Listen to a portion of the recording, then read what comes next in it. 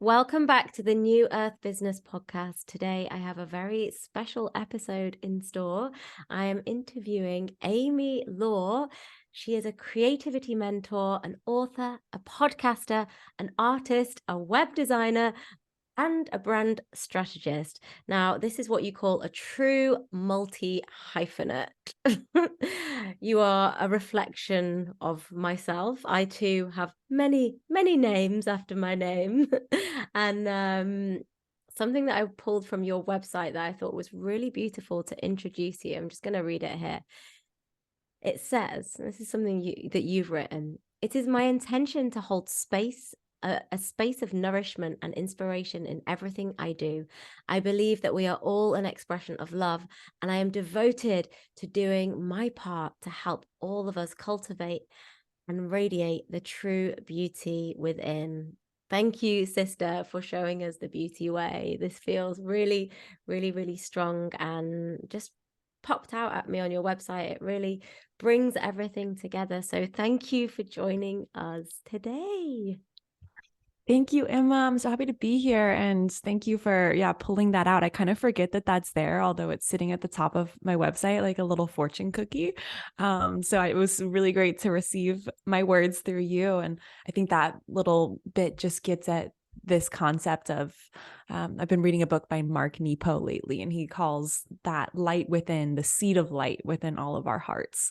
And it's there within everyone, and it takes the right nourishment and environment and courage for that seed to sprout into something. But that feels a lot like the journey that I'm on and that I'm continually fascinated by, is what is that seed of light going to grow into? So I love that. Love sharing that here with you. Yes, I feel that too. And the seeds are such a beautiful metaphor for everything, for all of our work. And I believe in this business coaching, branding world that we're both in, when we can really look to nature to drive that force, that kind of contained energy that we have within, to then blossom out there, is just a really, it's a beautiful metaphor to start with. So thank you. Now, what I would like to know, because we're kind of new friends, aren't we? We have connected through the Shap, the Soho House app. And yeah, like you said, you've been connecting with lots of people from the UK. I've been connecting with lots of people stateside. So it's really interesting how these weavings happen, but I am open to all of it. And as much as I can learn from your website, from your book, I don't know that much about you. So I'm gonna go in with the question of, where were you born and where did you like grow up as a child? And how do you feel that your environment and your parents shaped your life? Now, this is a big question. So go in with a story, start where feels good, and we'll take it from there. I love this because this could go two directions of like storytelling or therapy, but we're going to go with storytelling. So I was born in Austin, where I live now, which is so funny because when I meet people, Austin's a very booming city, especially during COVID. A lot of people have moved here, and it's become kind of this sacred spring, this refuge for people. They come here and they feel like they can finally be themselves. There's some kind of vortex magic here that's really pulling people in. But so that means that most of the people who live here have moved here in the past 3 to 10 years. It's a very, very quickly growing city. So when I tell people in Austin that I'm from here, they call us unicorns because we're that rare. But I think it also, we're unicorns in other sorts of ways. And that just growing up in Austin, it's, Emma, I would love to hear what you think of when you hear Texas. Like, what do you imagine? What comes to mind? I think I'm thinking of the cheerleading series on Netflix. Yeah. Which I loved. Ex-gymnast over here, so I get it. I get that training regime. Yeah. Yeah. So people think like big hair, cowboys, tumbleweeds rolling, right? But Austin's kind of like this hippie, athletic, tech bubble within the center of the rest of Texas. So it's kind of like the irreverent stepchild type of thing. So growing up here, our city phrase is "keep Austin weird," and that felt very true for me growing up. There was this one homeless man named Leslie who would dress up in drag, and that was just like his thing. So I would be driving to school and see, oh, there's Leslie in a cheetah thong, or there's Leslie in a wedding dress. So just little things like that, where there was just kind of funky things happening and people were just being their weird self. So I think that really impacted me, and just seeing weird as an awesome thing, not seeing weird as like a downfall. So embracing one's quirks and finding interesting things in just the way that we express ourselves. And Austin is also, there's this creek that runs through the city, Barton Creek, and there's plenty of creeks and there's a river, but it weaves through, and there's a green belt full of trails all around the creek, and then it ends at this amazing spring-fed swimming pool called Barton Springs, where I now spend most of my time, and that feeds into the Colorado River. So that there's something about that creek that I've been really drawn to as an adult, but it feels like the soul of the city is really centered there. And what I love about Austin and what keeps me here is that nature is so accessible. I can drive 5 minutes and be in the woods and not see anybody, but there's also the city right there. So growing up in Austin and returning here after a bit of travels has felt really special. I just feel like all sides of me are really held by this, like the part of me that needs to go build a fort in the woods by myself while I sing, and the part of me that wants to go down to Soho House and have a bougie little drink and meet fun people. Is like that part of me is nourished too. That's amazing. And I am not surprised that you are, well, it shows in the work that you create and through what you're writing as well. It's like you've had these deep roots in self-acceptance, in that kind of weirdness, in the creativeness that comes out in you. And what is it with Austin at the moment? Because I think every single podcaster that I follow has in the last 5 years slowly moved to Austin. Yeah. So there is a real portal there right now. Yeah, we're becoming a bit of a vortex. And I'm realizing now, as I'm speaking out onto a podcast and being a irresponsible Austinite, there's kind of this thing of like, don't move here. So I'm talking it up. So I should preface this by saying, don't move here. I mean, I think there are enough other podcasters out there that are just talking about how great it is anyway. And right. It's in the air. It's past the point of return. But also at the same time, like I've met so many amazing people who have moved here. So I feel super positive about the changes. But it is cool to just be in this space and in the community here, holding down the space of this is a nest that is really welcoming people home from other places where, I mean, Texas in general, we're very friendly here. If we pass on the street, like we're going to say hi or maybe howdy. So when I go and visit other places and people won't make eye contact with me, I'm like, what's happening? Yeah, it's a bit of a shock. Similar to Somerset, where I am, that it's welcoming everyone. We've moved to a tiny little village here with only 100 people, and everyone's neighbors and everyone's so welcoming. But the thing that I like about it is that everyone kind of keeps themselves to themselves in a way. So you're in your own bubble, but when you want to go out and make those connections, you can. It's not like people peering at you through the curtains. Right. No, that sounds really nice. And then, so with your parents, were they always quite nurturing of your creative gifts? Yeah, I would say they were. As a child, I was very expressive and artistic. I would make my family sit down and watch me dance to Britney Spears, like the whole CD. They definitely indulged that. And I would say on my own, I kind of had a distancing from my innate creative self when I was like 4th, 5th, 6th grade, something around that age. There's it seems like maybe it's with the hormone shifts, but there's something in me that shifted of like, I want to be more a part of the group. And it feels like everyone in the group is doing different things. They're not doing dance class. They're not in choir. They're not doing these kind of things. So there was a moment of abandoning there that happened. And I didn't really return to my creative self for probably a decade, but it was actually really sweet to have that moment of return. And that is kind of one of the best feelings in this lifetime, is the remembrance of like, oh yeah, that's it. And that is so connected to the spiritual journey for me too. Mm, it's you're just echoing my journey right there. Dance class, choir, and then and then people were like, why are you going to choir? And then Mhm. I was like, oh well, I should be doing this, I should be doing that. And then it was the abandonment of self Yeah. and the coming back around in later life. Now what I'm interested in is, where did the writing come in? You're a beautiful writer. You take people on a journey. When did you know you wanted to become a writer? And how did your book, The Sun at Midday, come to fruition? Yeah, so all of that kind of happens in one fell swoop, I would say. I went to UT Austin after graduating high school, and then I took some time off to go live in Hawaii.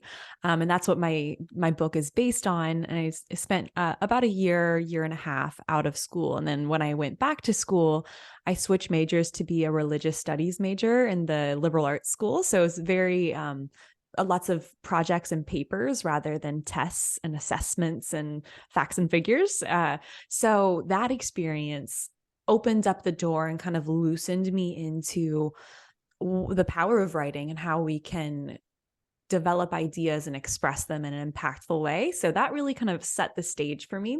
But right around that same time as I was wrapping up with my degree, I started getting this little inkling, thinking about the experiences I had a few years back in Hawaii. And I was like, wow, like that could really be a book. And I even had this thought while I was in Hawaii, but I was way too immersed in it. I think as writers, it often, if we're writing about our own experience, it can take a little bit of time and separation to get that perspective. And it's almost like letting things compost.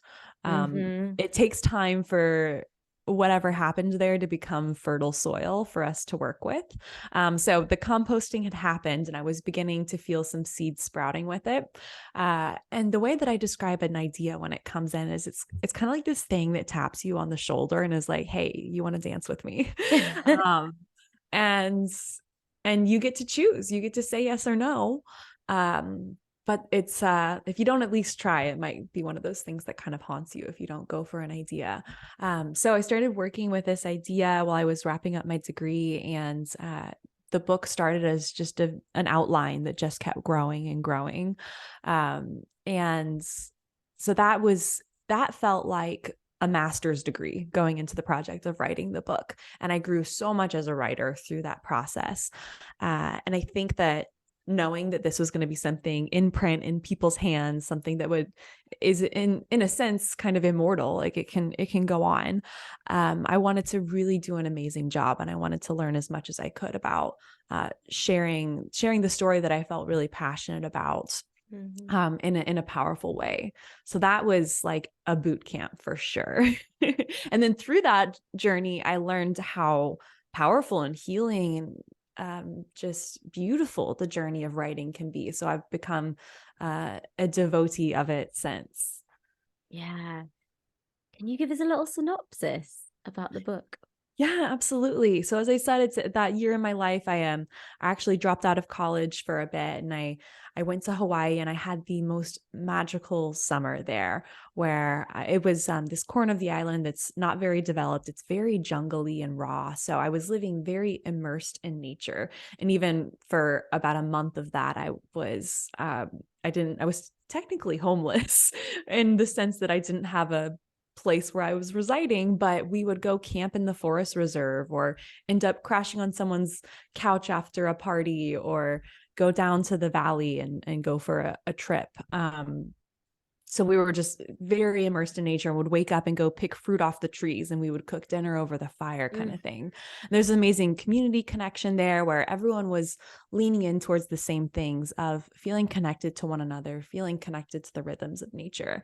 So I had a really magical summer that was a bright light for me and really shone.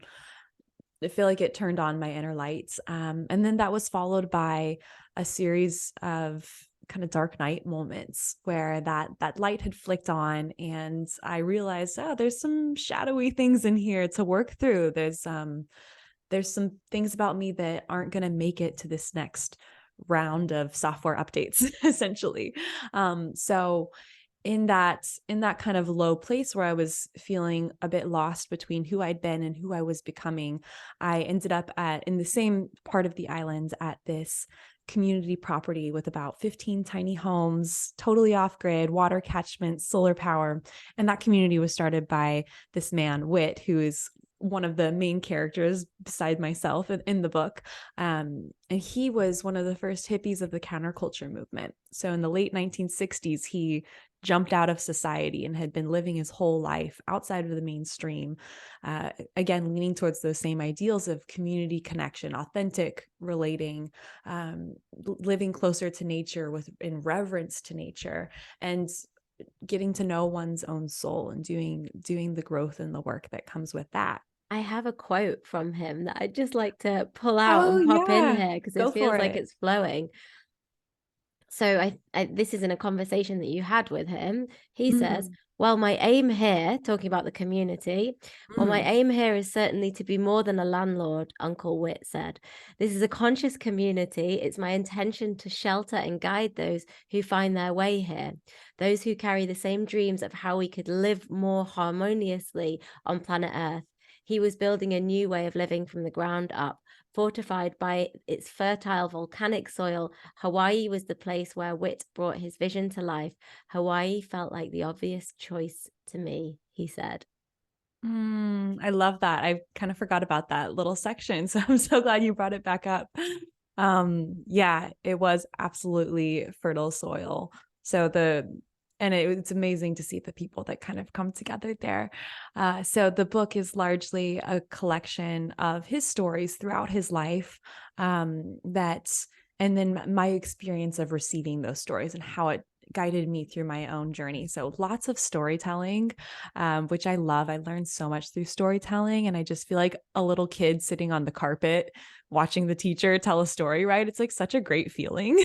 Mm-hmm. And I wanted to transmit the wisdom that came through those experiences, but do it in a way that wasn't like a textbook of follow steps 1 through 3 for enlightenment or whatever. I just want to tell stories. Amazing. So how did you get into your creative process for writing this book? Did you have a format that you kind of followed? How did it work? Yeah. So as I said, it started with an outline that just got more and more filled out. And then for a bit, I was working with editors, and they gave me some really powerful feedback. That's something that what I learned about the creative process in that moment is the way that our creative endeavors can impact our personal journey greatly, because the feedback that I got was that in the beginning of the story, which is very much changed at this point, I was telling my own personal story from kind of a victim mindset of like, oh, poor me, I had this happen to me and blah, blah, blah. And it was coming through in the manuscript. So the editors had the courage and soulful kindness to say that, because it was in their interest for the book to be the best that it could be. So Mhm. that became something that it not only transformed my art to make that shift, but it also made me look at in my life, like, where am I telling that story about me as a victim? And I realized that having a victim mindset is a really uninteresting place to create from. You can't really create powerful things if you're in a, oh, woe is me, um, I'm not responsible for what's happened to me kind of mindset. Whereas, I mean, there are plenty of tragedies that happen in our life that we are not directly responsible for, but Mhm. owning that, like, this was my experience and what are the gifts of this, and Mhm. how can I shift around this? That's really beautiful. Thank you for bringing that up. And Yeah. something that I've been through myself recently. I had dinner for New Year's Eve round at my house here, and we all shared our intentions. And one of my intentions was to stop with the poor me, stop with the stop with the whinging. And yeah, I've definitely feel like I've put a cap on that.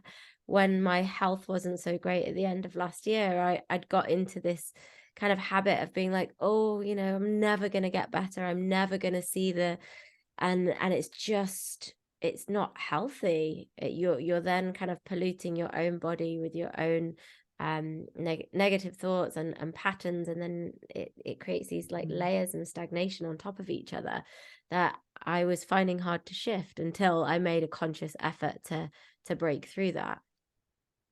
Yeah, and it can be really sticky stuff. But as you're saying, it can also just be as simple as I'm choosing something different. I'm aware of this, I'm choosing something different, and just doing that over and over again. And Yeah. all of a sudden you look up and your reality is different. Yeah. I'm choosing to walk this way home. Yeah. Yeah. Yeah. So if you were to like fire out a couple of tips for budding authors who are listening, or for me who has this idea of writing a book one day but just doesn't has so many stories, lots of like life experiences I could go into, just not really knowing where to start, what would you say to me? Yeah. So I think the most important thing to start with, really, with any creative endeavor, is the why, getting connected to the why underneath it. Because we might have this thought of like, oh, I want to write a book or I want to produce a movie. And then you could ask someone, well, why do you want to do that? And you might just get like crickets in your brain. Like, Hmm. I actually don't know why, but there is something there. There are roots to that seed that's sprouting. So when you are connected to the why, it can reveal things to you about how this thing is supposed to play out. You get to really be in service to that reason why. And it becomes a little bit less about who you are as an artist or what this project means about you. And like, hey, I'm just here in service to this thing that wants to move through me. So getting really connected to that and seeing it less as like, this is my book about me and da da da, and more as like, I'm in co-creation with this energy, this reason why, this intention that wants to go from the unseen into the seen. And I have the power to be the doula, and birth that into being. And being connected to your why is also really powerful in moments when it's challenging. There are inevitably challenges in the creative journey. And we have to call on different parts of ourselves to move through that. But if it's just about, I want to be known as an author and I want to have that title, that's not going to get you through the moments when you're scared of, oh my God, what's my mom going to think when she reads this paragraph? And Yeah. yeah. And when you're in service to the why, it's something bigger than you. It feels bigger than you. It's not about you. So that can definitely help move you through. It can be momentum through those challenging moments. So I would Mm, definitely say start with the why. mhm. And then something else that comes up for me is I went down a really deep Joseph Campbell rabbit hole in the fall. He's awesome. If anyone looks up on YouTube, The Power of Myth with Bill Moyer, it's this talk series. It's so great. It's a portal to something else. But he is so big on the hero's journey, and the hero's journey is a part of a lot of great stories. So specifically in storytelling, that could be a really great thing to look at, of like, especially if you're writing your own story, like, what is my hero's journey? And I actually realized this in retrospect with my book, that I went back and traced the hero's journey. It was just there inevitably, because that's kind of how stories are told. But one of the most important things that I see in the hero's journey is finding what is that point where you went from the known into the unknown. Um, and that can be a good center of the story. And then you can build out what happened before that and what happened as the aftermath of that. But it really is those shifts from who I know myself to be to, wow, I'm hurtling through space. Who am I going to become? And how am I going to rise to the challenges and excitements that come from that? oh, I could listen to you talking about this all day.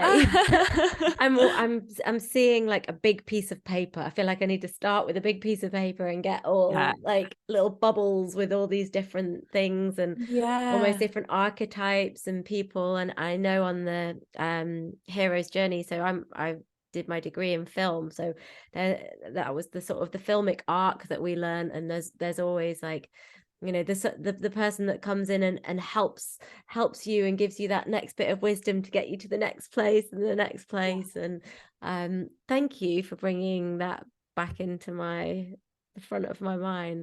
That's really good. And I can, yeah, getting visual with it, I think, is a good way. Yeah, I loved what you said about a big piece of paper too, because that's something else that I really love to do at the beginning of a new idea is just hang out with the idea as if it's a friend sitting in the room with you. And a piece of paper is almost it's almost like a Ouija board of you're capturing the ideas and just letting it flow through, letting it be really messy, because at the end of the day, you understand it. No one else needs to understand what these fields notes say, but make the connections, just draw things out. So I love that your mind went there. Oh yeah, definitely. Always life starts with a big piece of paper for me. And you know what? I haven't done it enough recently, so I'm gonna do it. And then the thing that you were saying about your why, oh, Mm, 100%. I believe that's really easy for us to forget sometimes. And mhm, we do fixate on the I want to become an author or I want to have the amount of followers. I know for me, I had a few false starts with this podcast mhm, and I wanted to be that person who had a podcast. That was the reason that I thought it would give me a credibility in my coaching. And my podcast it wasn't exciting me. I didn't really know what it was. I hadn't found my voice yet mm, until I sat myself down. This time I started with a Notion document and I asked myself a bunch of questions like, why am I doing this? Who is it for? How am I serving?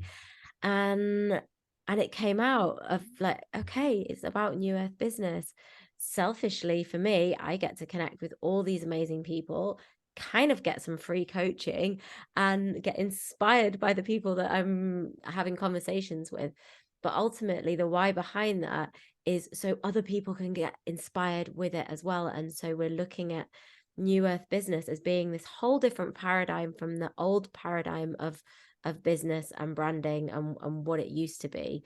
So we're mhm. writing in my why is we're rewriting the rule book on business by doing this podcast, and I'm getting loads of great nuggets of wisdom.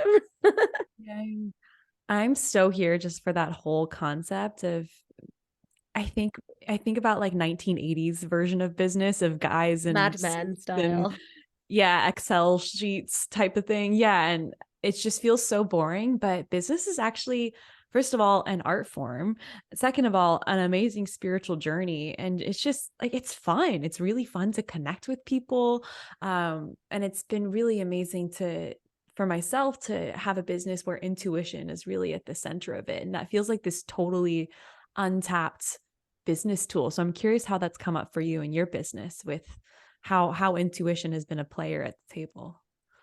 The biggest player. Yeah. It is what completely leads me. I spent quite a lot of money on business coaching courses and coaches, mentors. This year, I'm not doing any coaching. I've promised myself I want to implement what I have learned, but also every time I am doing somebody else's formula in my business, it doesn't work and it doesn't feel authentic. Mhm. And so I keep coming back to my intuition. I keep coming back to my weird ass flow, which is not really a flow. It's a stop, start, open, close. It's so feminine. It's I simply can't plan the rest of the year at the moment because of everything that's going on in my life. Mm. And I'm just honoring that. I'm just going to honor this flow. I did my first cacao ceremony at Soho House last week, and then they've Amazing. just booked me for three more and one in a different venue of the Soho houses. So that's the kind of thing that I'm open to right now. It's like my intuition is going right. what is going to feel so good for me, what is going to give me energy, what do I have energy for, and then let's see. But then there's always that like devil on my shoulder that goes, well, you should be sending your newsletters regularly, well, you should be doing a launch for that course that you've created, that you're paying a lot of money to host on a platform on Kajabi. And I'm fed up. I'm sick of listening to that voice. I'm just not listening to, and I have to say, I'm not making a massive amount of money at the moment. I am getting by, and I am trusting deeply in the flow of life and in the flow of opportunities. And like I said to you before we jumped on this call, I'm in a space of receiving at the moment. Because I'm not working as much as I used to, I'm getting offers for free energy healings, for free breathwork coaching. My friend Paris, who's this like very fae like being, coming around to my house yesterday and giving me this oil treatment, and then just fluttering off and disappearing off. I'm like, wow, that is more than money to me at the moment. These experiences of being nourished and being cared for is way more than the six figures right now. And so yeah, that's where my intuition is leading me. How about you? I love that. Yeah, I want to speak to what you said about receiving real quick, of just the non-linearity of it. And I think we also think of business as kind of this penetrative thing. It's masculine, but at least half of the business is receiving from other people, receiving income. And one thing that's been a really amazing little cheat code for me is realizing that receiving can be so nonlinear. Of it's not like, I do this work for you, you give me money, and that's it. It's like I'm living out my purpose, and I trust the universe to surprise and delight me with nourishment from every direction. So it doesn't have to look on a surface level how we think it's going to look or how we think it's supposed to look. So I mean, you're doing your purpose and you're open to receiving, and just like those two things work so much magic. So I love that. Yes, feel it, receive it. Yeah. Yeah.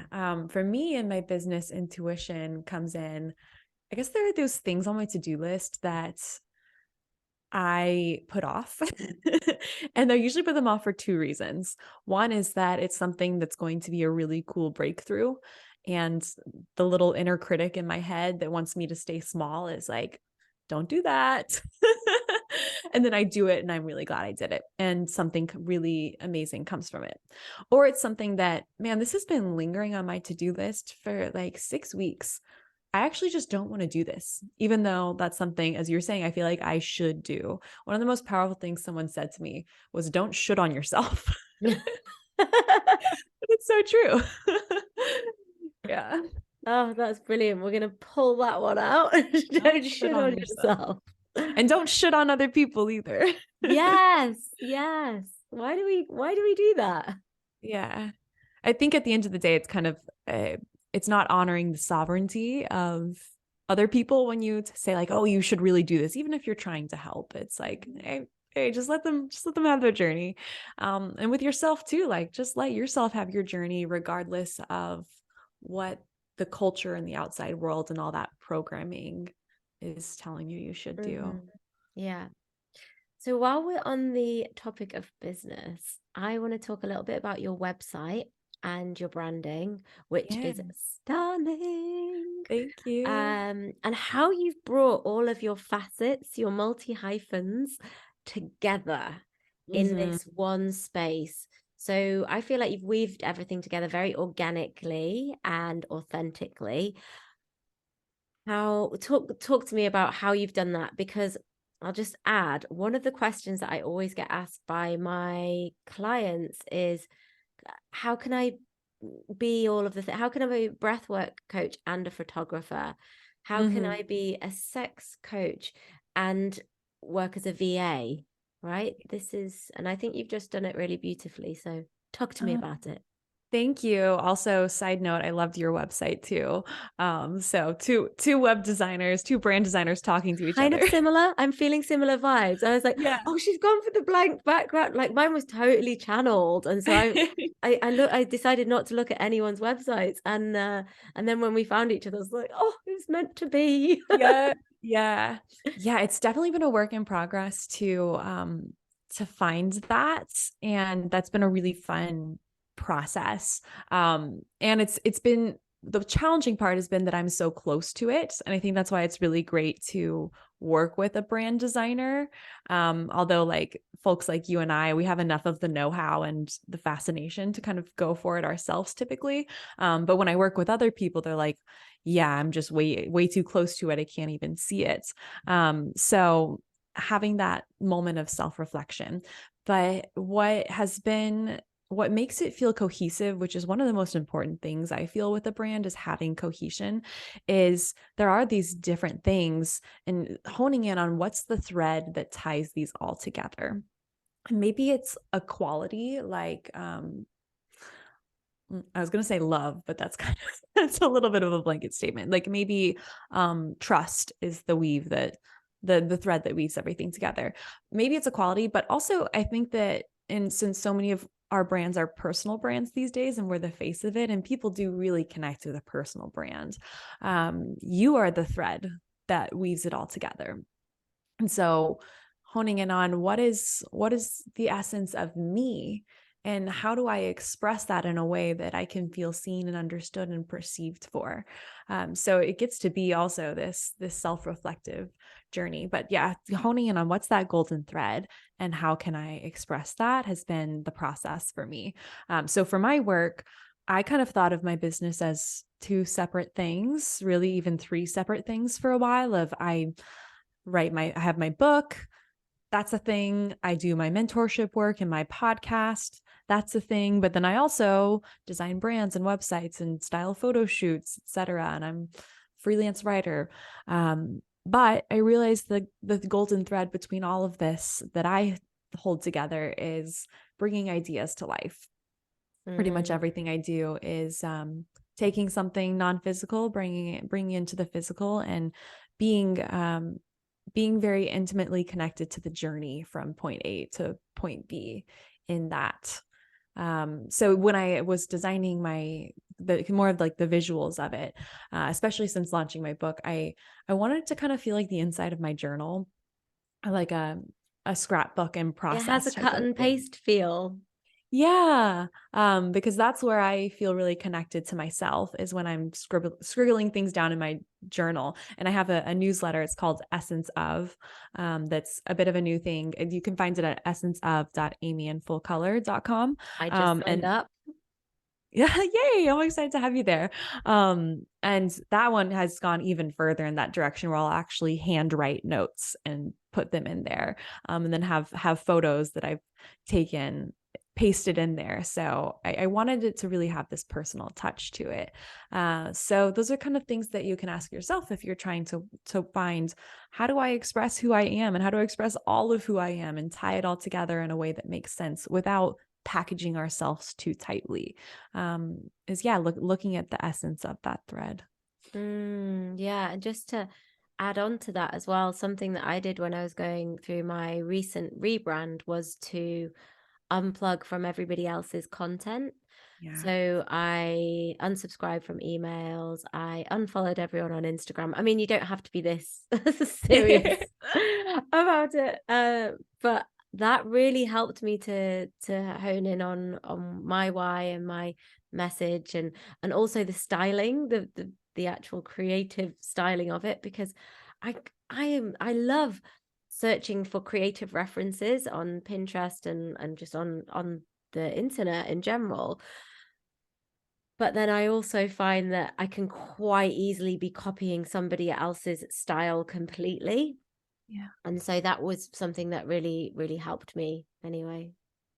I love that. I feel like that touches into this kind of new age of business that we're in, where intuition is the key player, because there's a lot of other more dated branding strategies that might tell you, look at what the people in your market are doing and like find your own version of that.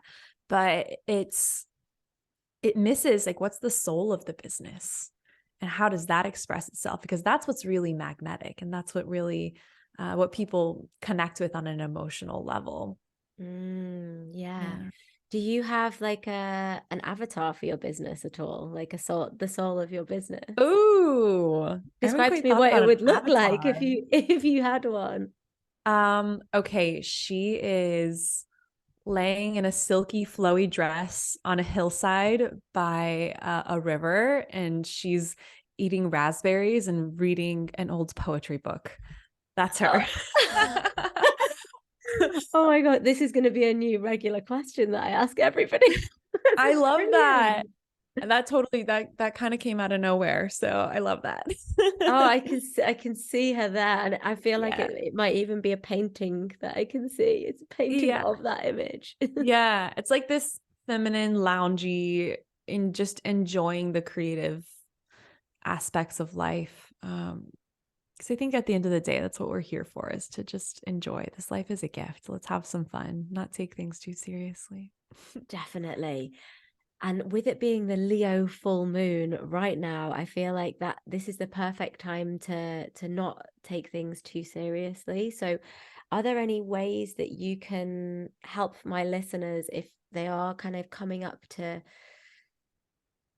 blocks and barriers that are holding them back from being their true, authentic brand selves or joyful selves? Like, do you have any tips to help people break through that?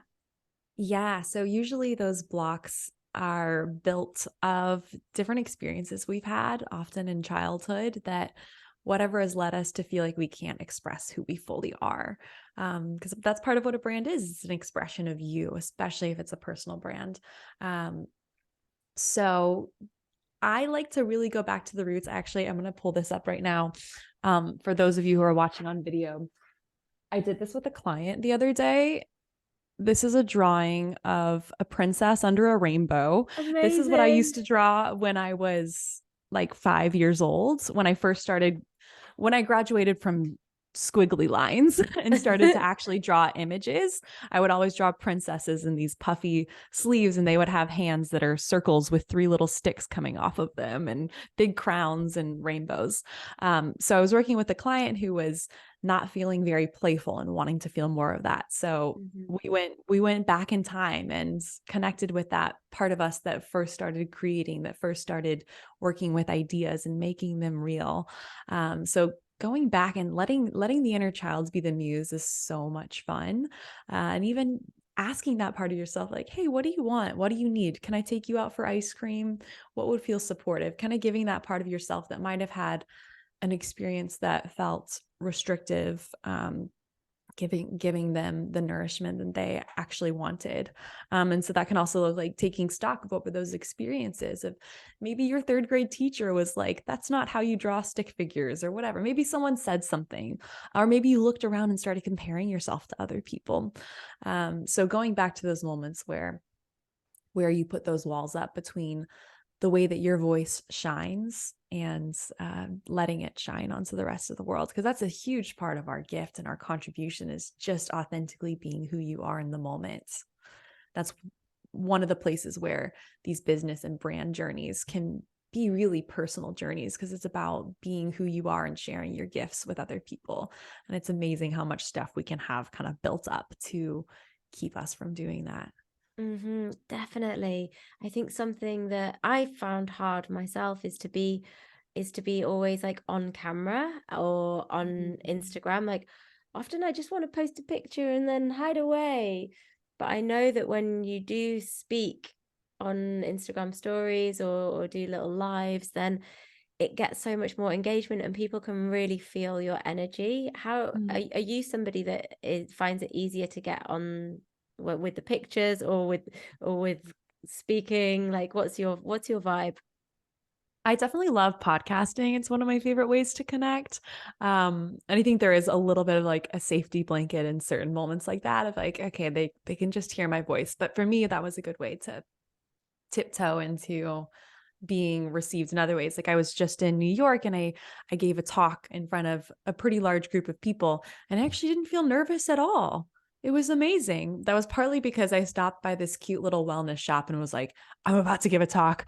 Help me. And they gave me some CBD and some Shilajit and all the things, and I was feeling good. So I had the help of the herbs, but also to just once you begin to put yourself out in little ways, you begin to work that muscle of showing who you are. So I would say starting in really what's the tiniest way that you can express yourself that's just at the edge of your comfort zone. Don't cross it, just go right to the edge, and just be really gentle with yourself. Can be really helpful, because then down the line, those other things are just like, oh, that's no big deal. I put myself out there all the time. I'm that kind of person, shifting identities through experiences. Definitely. The more you do it, the easier it gets. Same Yeah. for me when I first started speaking on stage or holding ceremonies. I would get the trembly voice and the knot in my stomach, and then it would just sort of almost get worse throughout the speaking session. And now I just go in and it flows, and I let spirit speak through me, and I let myself be seen in that way. Yeah. But it was definitely a journey, and I think often people focus or fixate on the end result that they maybe see online that other people are doing, and they're like they kind of forget that that person had their journey as well to getting to that point. Right. There were all those steps along the way, which I think is really important for us to show as creators of, here I'm on this step. My goal is that step way up there, but like here's where I am. And I'm going to leave a little trail of breadcrumbs for you to join with. Yeah. And I think it's also important to say with speaking specifically, or even if it's online, speaking online to a group of people, even if you're used to it, sometimes the body still has a reaction, and it's just our nervous system kind of doing its job. I've experienced this at some open mic nights where I'm sharing a poetry or some poems or a piece of writing with people. And even if it's a group of people that I know are really accepting, kind people, there's something in our DNA of like, I feel 40 eyeballs on me and I feel like prey.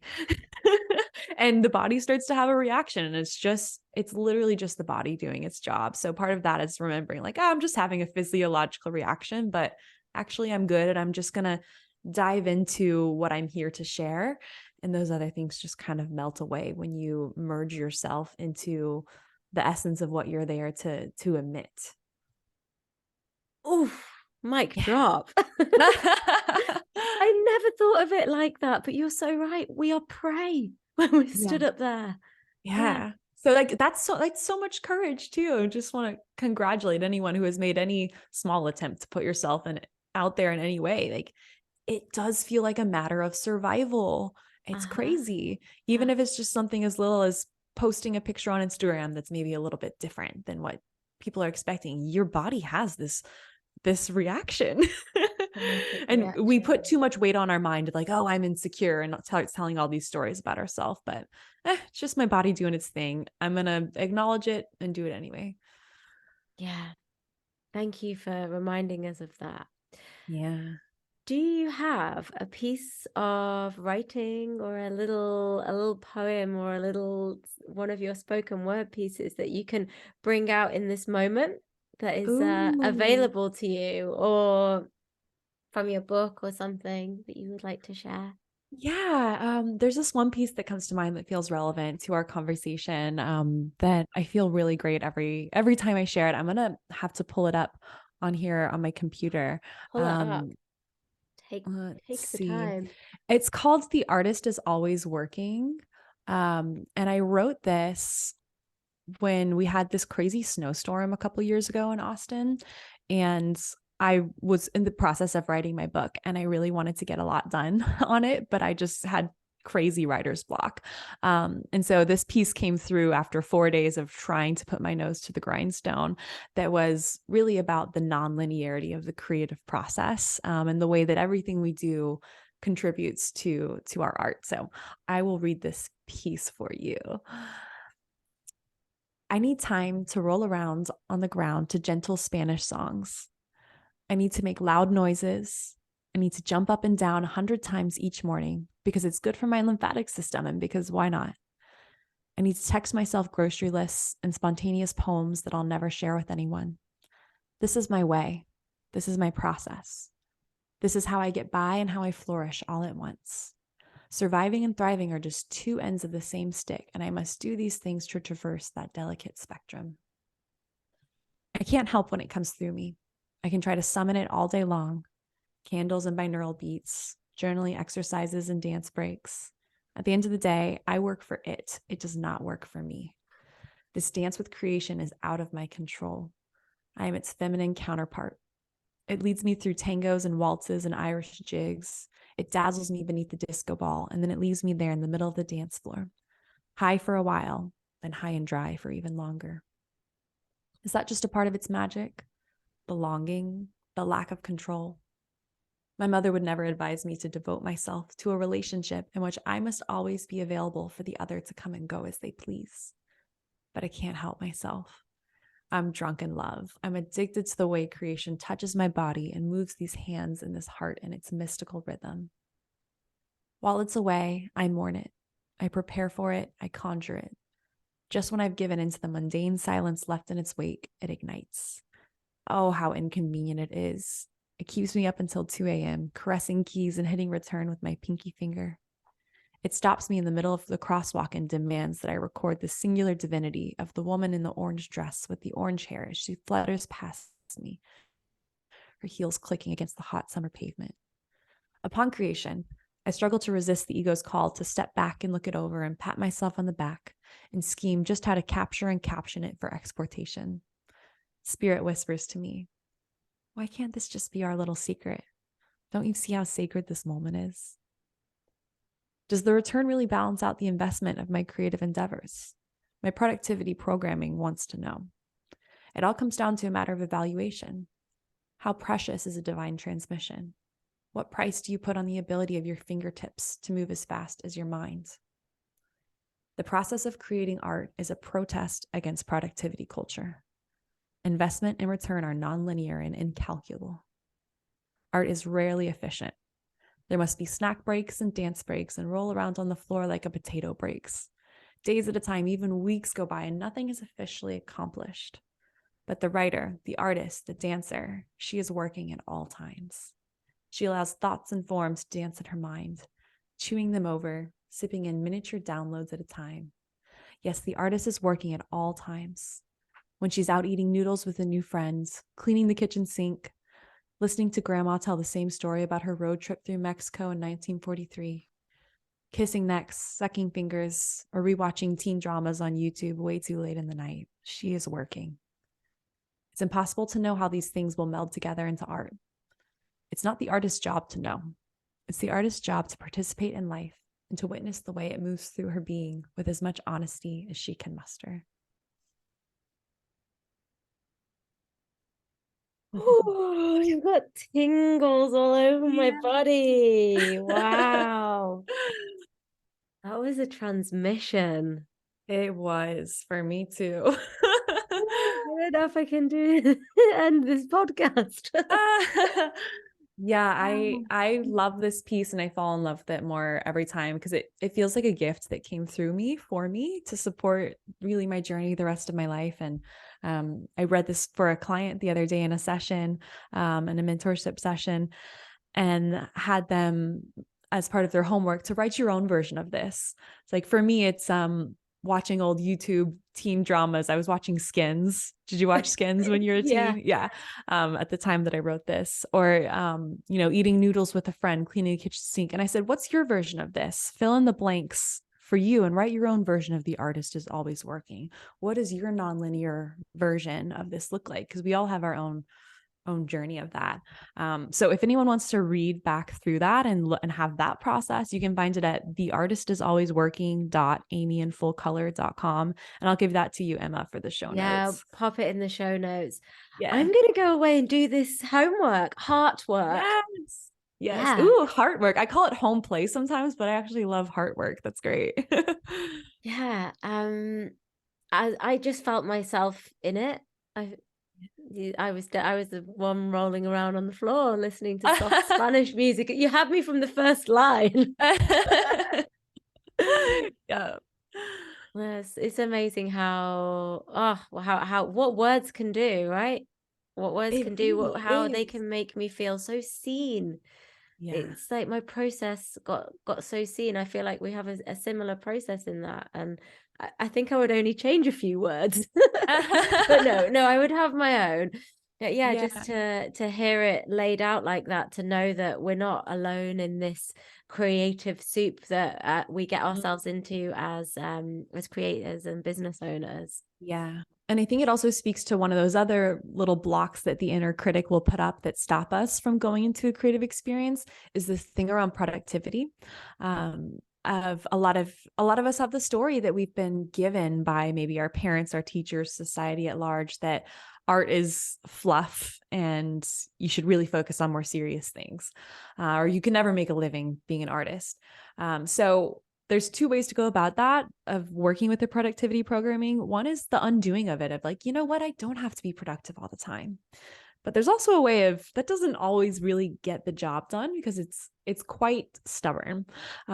So I like to work with it and be like, trick it into seeing that actually I'm being very productive by leaning into my soft, creative, emotional, nonlinear side. Because when I go scribble on the ground, when I really should be getting that thing done for a client who I have a deadline on Friday, an idea comes through that makes what I'm going to deliver to them way more powerful. Or if I think I need to be finishing up one project or sending an email, but my body is asking for a nap or to just lay down and read for a little bit, I'm recharged and I'm able to just provide so much more. So tricking ourselves into seeing that these things that have been labeled as unproductive are actually so necessary to the process and have a lot to do with the quality of what comes through versus just quantity, which we're kind of trained for, unfortunately. I agree. I agree. I recently went and took all of my Yule decorations that I had in my house that were like natural ones. I'd taken them from nature in the first place. And I was meant to do all this stuff at home, and I thought, no, I'm gonna go out to the forest and put these back where they belong. And I ended up creating Oh, this little mandala and sat with it and meditated for a while. And that was, I didn't have to go and do that. It was just something that kind of channeled through. There was a force stronger than me just telling me to yeah. do this, and recognizing the reciprocity of giving back to the earth after it gave me such beauty in my home. And productivity would say that that is not productive, but after I came back and I channeled a poem and posted it online, and loads of old friends got in touch with me, checking in on me to see how I was. And that Yeah. was just like, this cycle of productivity doesn't have to look how you think it looks. It comes in Right. many different forms. That's just so enchanting. I love that you did that. And I think it really speaks to the surrender and the trust that is I mean, the word necessary is coming through, but also just like such a delight. It's such a delight to surrender into that and just watch yourself be caught Mm, in a warm embrace. yeah, I do. I feel like that at the moment. I'm keep being caught by the most divine human beings, yourself included. Hmm. Yeah. So we're gonna start wrapping up now. I don't usually ask people this, but because you are a writer yourself, do you have any book recommendations apart from your own book, obviously, which we're going to link to? What's inspiring you at the moment? What are you reading? Okay, I went to the library the other day and I found this book called, I think it's called The Gift of Years. And it is a book written for people who are age 70 plus. And I'm 26, almost 27. Um, but I was so drawn to this. And that has been really inspiring because it's a book about how to make the most of your golden years, essentially, how to grow old gracefully. But I'm at that point. I think that aging isn't something that just happens when we turn 65. It's something that's happening along the way. So I was like, noticing a few cute little lines in my face, and I've had gray hairs cropping up for a while. So that was really inspiring. And it actually inspired a piece that I sent out on my newsletter about aging. That's up on my site if anybody wants to read it. So that book was very inspiring for me in the nonfiction realm, but I'm a huge fiction lover. I love fiction so much, and I kind of fell back in love with it while I was writing my book, like The Sun at Midday. And I am currently, so that influenced my process for that book of I want this to have the texture of my favorite fiction books where you just lose yourself in the story, because that's one of the best things a book can do in my opinion, is you kind of forget yourself and you are in this world. But currently the fiction series that I am obsessed with is actually a teen. I think it's made for teens. I went to go buy the next book and it was like in the youth fiction section, like, okay. But it's a Court of Thorns and Roses series by I forget her first name. Oh, Sarah J. Maas with 2 A's. It's kind of like Game of Thrones, but less violence, more magic. And it has like, I was just surprised it was in the youth section for teens because it's like a very sexy book. It's a very sexy book. But I've just been escaping into this fantasy realm lately, and they're all like 700 pages long each. So it's been a deep dive. But yeah, fantasy has somehow wrapped me up around its little finger lately. Oh, that's beautiful. I have never really been into fantasy books, like easily watch a film. And what I realized was so I would go to bed with quite heavy like books about trauma, about Right. healing, and then wonder why I couldn't get to sleep. And my partner for ages has been nagging me. He's like, he reads a lot of fiction. He's like, just read something. And finally I have got into a book called Circe, Mm. which is about the goddess Circe. And I can't remember the name of the writer, but I'll put it in the show notes. And I've actually noticed it's been really helping with my writing when I'm coming to write a newsletter. And Oh, so I'm not surprised that you are into fiction, because it translates within your writing as well, because you yeah. know how to create story. Mm. These like self-help books can be quite dry in their delivery, whereas yours it's a real journey, and you're feeling the peaks and the troughs and the Yeah. valleys and the rivers kind of thing.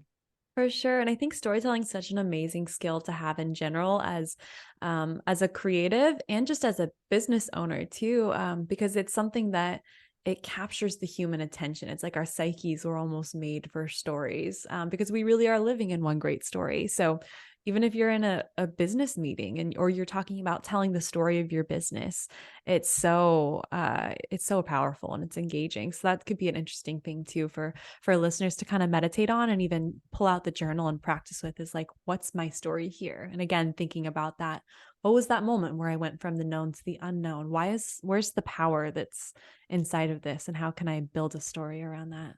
Yes, great nugget of wisdom to leave us Yeah. on there.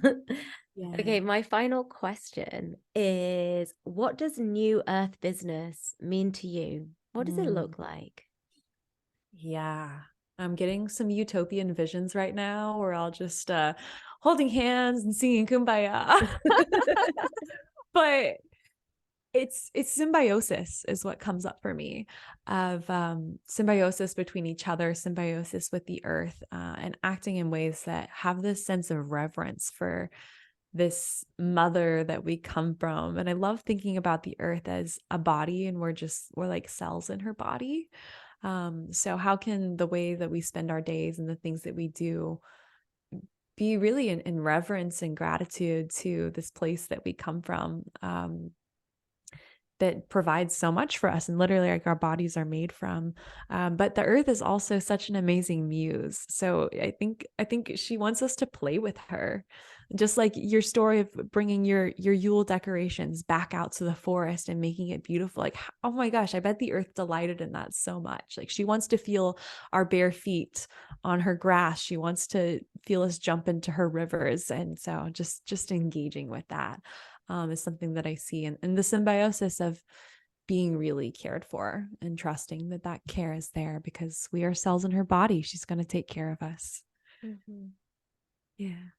Thank you so Mm-hmm. much for that reflection. Mm-hmm. So we've come to the end of our podcast. How can my people connect with your people and do all of the finding you online on social? Yeah, absolutely. The one place that I'm most excited to connect with people and where I'm sharing my heart the most is through my email list. So you can find that, like I said, essenceof.amyinfullcolor.com. Each month I do a essay style piece that explores the essence of one specific topic. So it's this fun deep dive, and I include poems and photos and even some songs that tie into that. So that's just a really fun way to receive my writing and my heart work. And then also if you're into podcasts, I feel like people who listen to podcasts are always on the look for other podcasts. So I have the In Full Color podcast that's available on Apple and Spotify, and we can provide the links for those, of course. And then yeah, the hub of all of my work is amyinfullcolor.com. So you can connect with me there. I'd be happy to hear from y'all. Amazing. This conversation has been off the scale for me. I feel like I've learned so much. I feel like I've got a step closer to actually physically writing something. In fact, I did a blog post. I've done blog posts in the past and then like hidden them on my website because I've gone through another brand like level up. Or sort of changed my tune a little bit, and now I have that space for my blog post. So just having this conversation with you has given me a little bit more trust in myself and trust in sharing my writing in that way. So I just want to say thank you for doing that. Yeah. I'm so happy to hear that. I feel like so much of what I want to do is just get people to the creative moment. And once you're there with the piece of paper and the pen in your hand, it takes care of itself. So I love that. I absolutely love that. Thank you, Emma, for having me on. I love talking to you. It's been amazing. We shall do it again. We'll do a part 2 soon. Yeah, I would love that. All right, speak soon.